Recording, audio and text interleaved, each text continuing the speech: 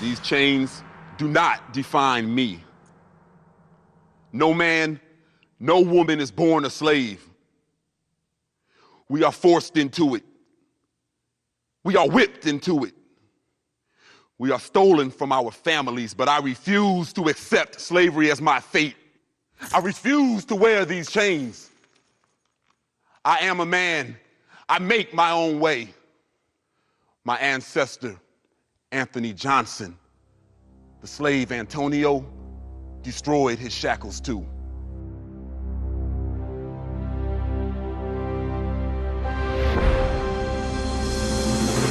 Before the great factories, before the automobiles and television, the foundation of the American economy was the harvest. Vast farms built America. Land was available in wide open areas. A man could put down roots, claiming hundreds of acres, and build generations of wealth, unless the man was enslaved.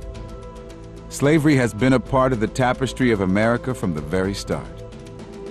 Indentured servants, both white and black, came here to work for their freedom shortly after the first settlers landed in Jamestown in 1607. In 1621, an indentured servant called Antonio landed in Jamestown as one of those captives.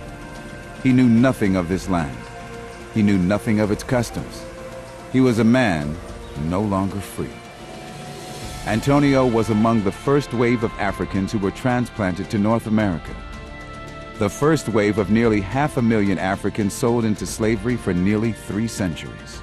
Yet within 20 years of his arrival in the New World, Antonio rose in class and determined his own destiny. Antonio, the indentured servant, became Anthony Johnson, one of early America's first landowners. How is this possible? Slavery was different in those first years of America. It was an economic issue more than one of race. There are distinctions between a servant for a set period of time, usually 5 to 7 years, versus a slave, which would be a person who's a servant for life. He served an Englishman named Richard Bennett on a tobacco plantation near James City. Impressed with Anthony's ability to comprehend the mechanics and business of farming, the Bennetts allowed him to farm independently, marrying the only African-American woman on the plantation and even baptize his children.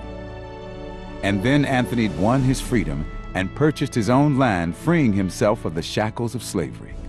Like so many Africans brought over to the New World, Anthony most likely was highly skilled when he arrived. Anybody could be kidnapped, anybody could be taken on board the slave ship. Might not just be farmers, probably weren't. Probably people who had great knowledge in medicine, great knowledge in metalwork, great knowledge in carpentry, woodwork. So you could say Africa lost a lot, probably, of its best people, its most skilled people. Anthony's story is impressive enough, but with it comes an ironic twist. As he continued to purchase more and more acres of land, Anthony needed help to farm that land. Like landowners across the new America, he purchased his own indentured servants. Anthony Johnson, a former slave, was now a slave owner. In fact, records of the time show that Johnson actually went to court to beat back an effort by a slave named John Kaser to be freed after 7 years.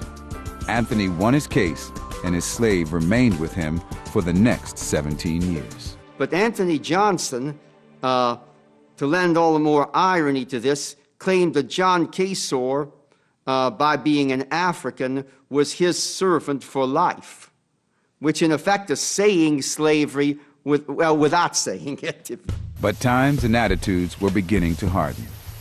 The kind of freedom a former slave of African descent would enjoy was becoming a rarity.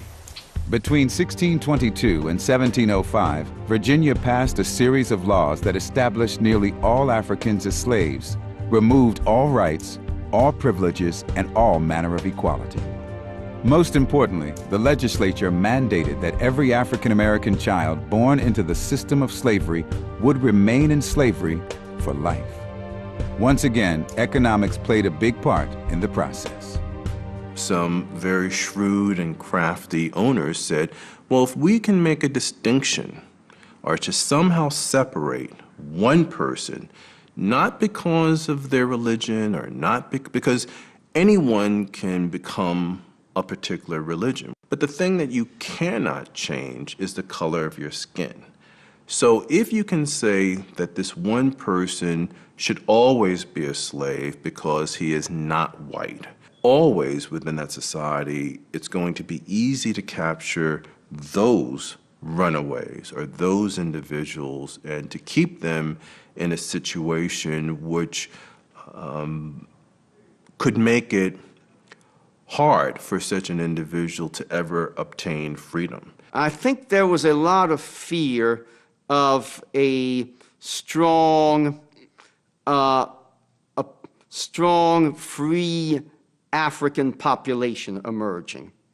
I think partially it had to do with fear of the other, fear of whoever was different, fear of maybe another group rising, maybe probably to challenge the control of the white aristocracy. The consequence of that is that the idea of people being inferior or people not having the same rights toward democracy or freedom or the opportunity of movement or any of these things, we still feel today. It took 182 years and a bloody civil war before slavery was abolished in America with the Emancipation Proclamation declared by Abraham Lincoln. That made Anthony Johnson the rarest of American pioneers.